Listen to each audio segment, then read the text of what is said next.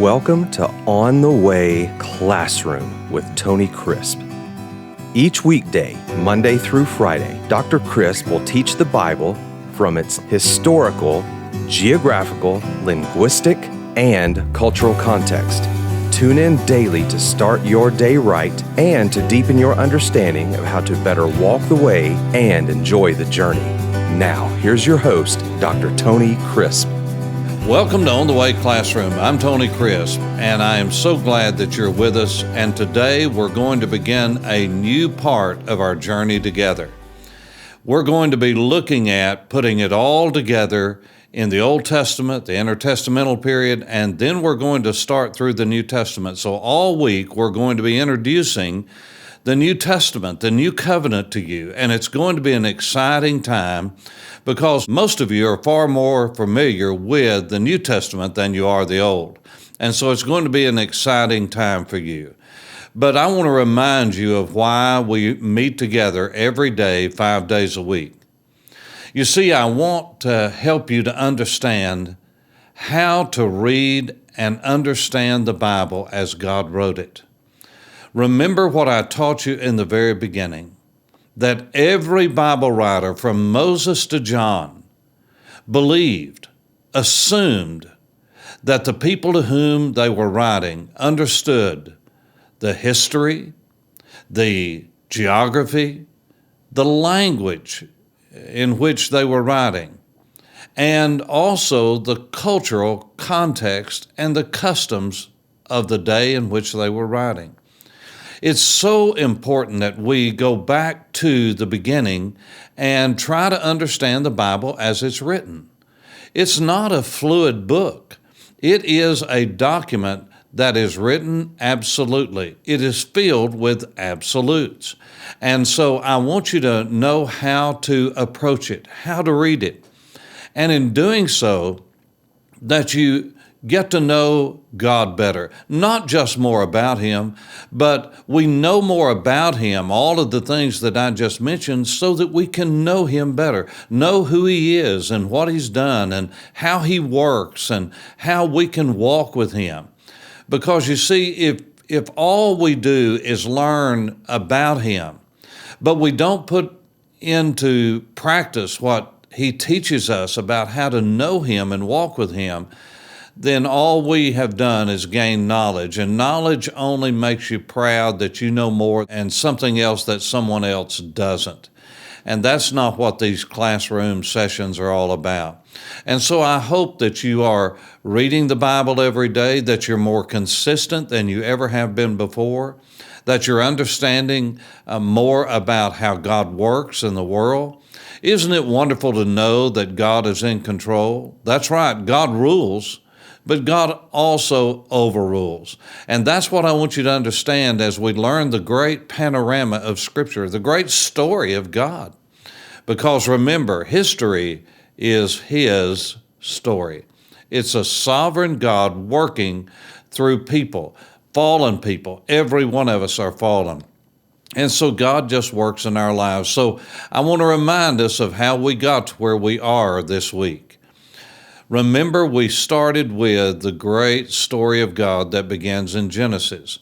And I laid out for you the breakdown of the Old Testament. And we're going to go over that in this session in summary fashion. And you say, well, I already know that. Well, then you maybe need to make your own On the Way classrooms, because you see, I've heard it over and over again and taught it now for decades. But I also know that I need refreshing over and over again. Why? Because repetition is the mother of learning. And remember, I'm just not teaching you something so you can talk about what you know. No, I'm teaching you so that you'll learn it well enough that you could turn around and teach it to others. That some of the same things I say, you can say, because there's nothing new under the sun. Don't worry about trying to give me credit for everything. What I want you to do is give God credit for everything, because none of us would know anything if He didn't teach us. So let's go back and go all the way through the Old Testament history, just in snapshot form, and come through the intertestamental period, because that is going to bring us to the Gospel of Matthew, which is so very important. And then we're going to go through the time periods of the New Testament, because we will break down the New Testament as well, just like we did the Old Testament, and we'll help you to understand how the books were put together, and then we'll study the books, both Old and New Testament. And so here we go. Remember, there were 10 time periods. There are 39 books in the English arrangement of the books.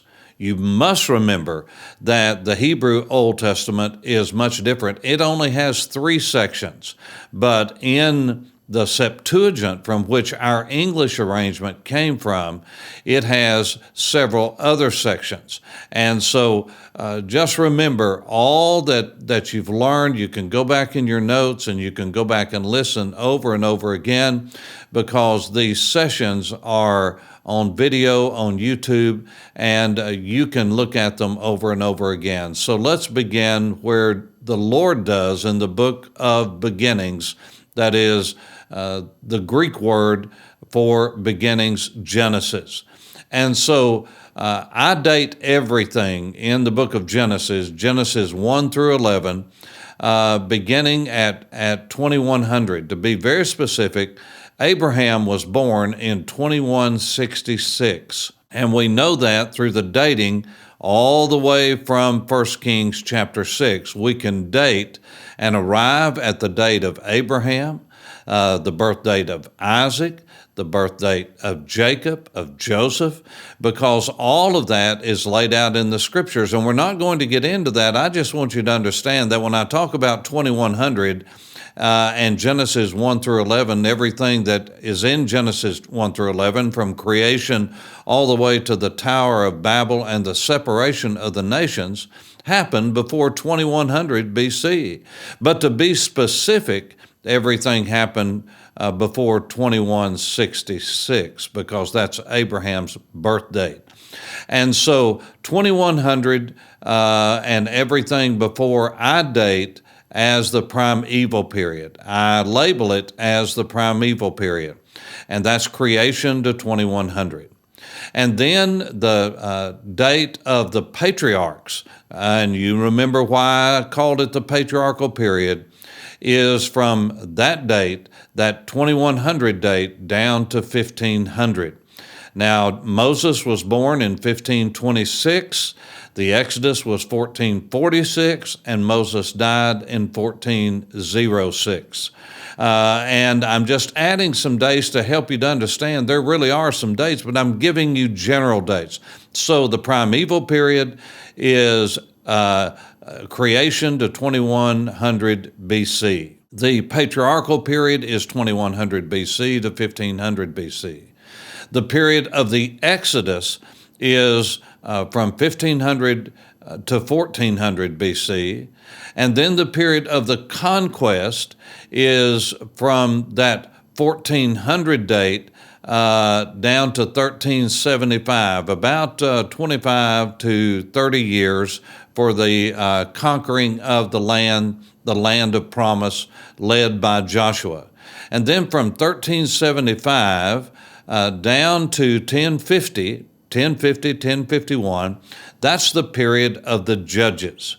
And then 1050 to 931, that is the period of the United Monarchy. That's the period of Saul, of David, and the changing of the guard from the tribe of Benjamin to the tribe of Judah as the kingly tribe, and from which Messiah would come from, the Judaic dynasty of King David.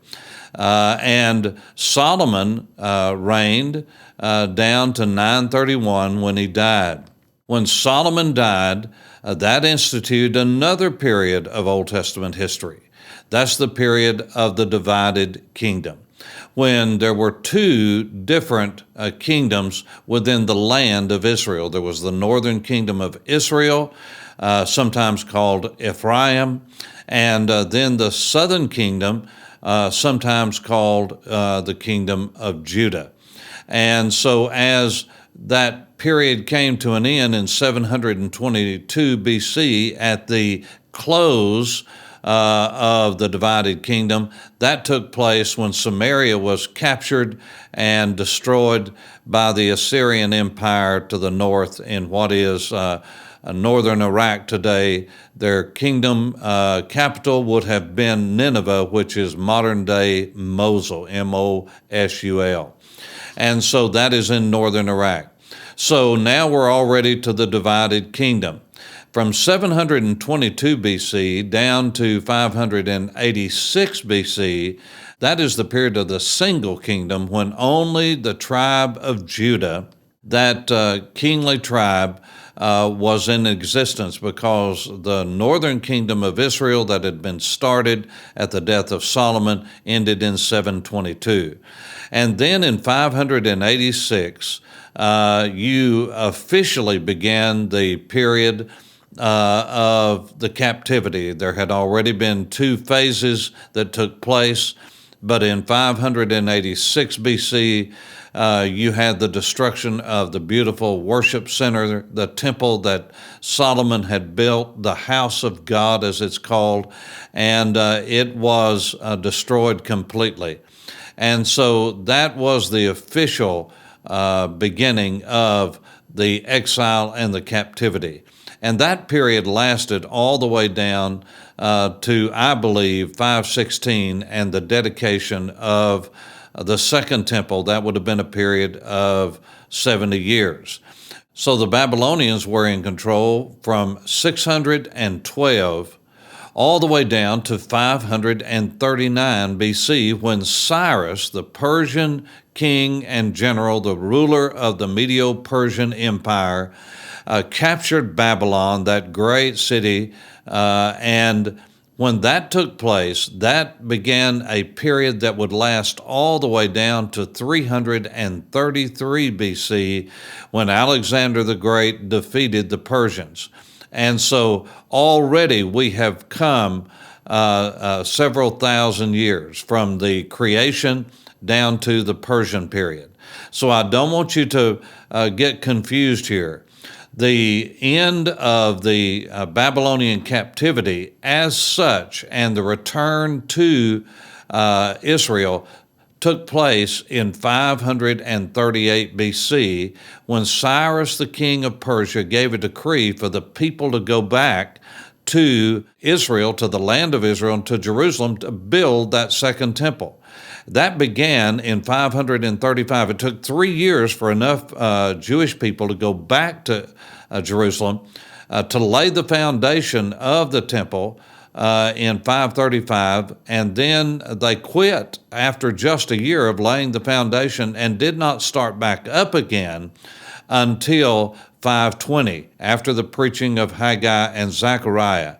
And so that period of restoration of the 10th period, we call it, really started in 539, 538.